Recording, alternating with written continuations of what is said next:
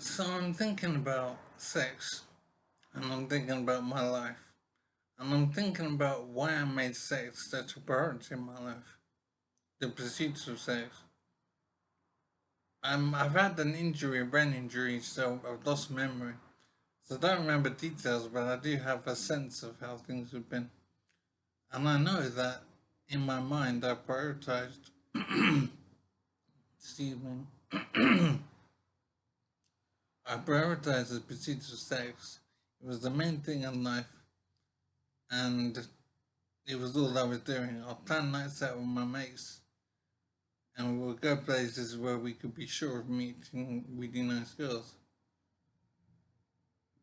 So when I think now, I'm kind of disappointed in myself that I didn't focus my energy on other things.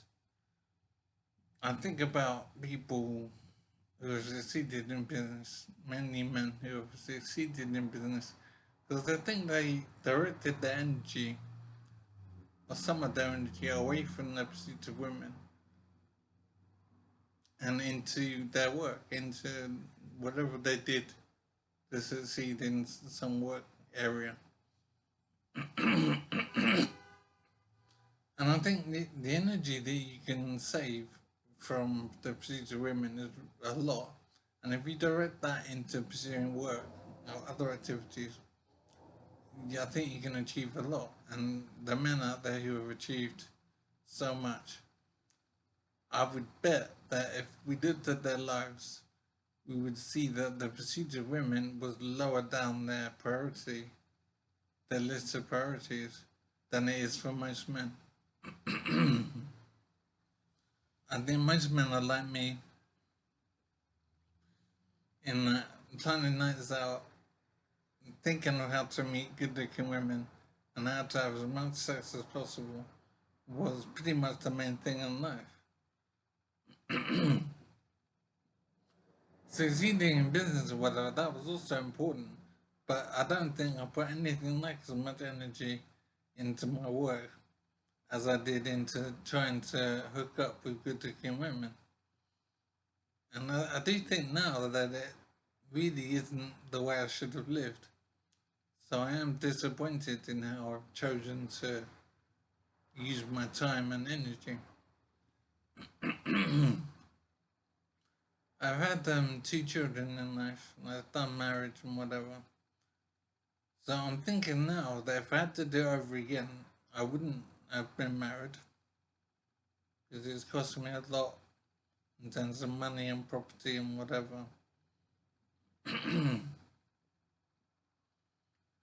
I made a documentary film, Man, Woman, Myth.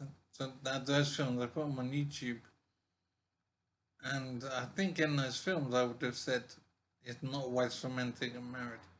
But somehow I ignored my thoughts and got married anyway because I thought I knew better. But men are not advised to get married. It's simply not sensible for a man to do that. It is good for women to be married, but it's not good for men. So my very strong advice to men is to not get married. You are in so doing getting married as a man, you are subjecting yourself to what's called divorce rape.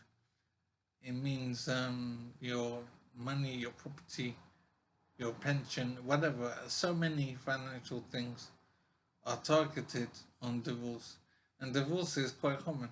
I don't know how common it is, but the point is, it's too big a risk for a man to be married nowadays. So live with a woman if you want, do all the business, but marriage is not a good idea, and it's unnecessary. And it is an institution which is there to, what's the word, corral men, to imprison men in a sense, and to punish men if they get divorced. The marriage is about using the man to support the woman and family and the children that result. It's about confining the man and tying him into a situation so that he can't be free and he can't be in control of his life. So all of his income, his assets can be taken away because of being married. So a man should not get married. Live with a woman, fine. Relationship, romance, all that business is all fine. But marriage is not the way to go, not for men. For women, obviously, marriage is very sensible. For men, it is not a good idea at all. So I knew this, but I got married anyway. But I don't know if I knew the things I knew before or after marriage. I was confused with time because of my brain injury. But if I had them to live my life over again, I certainly wouldn't get married. So it isn't necessary and it isn't wise for men. It's a mechanism to control men and exploit men, and it's not wise at all for men to get married.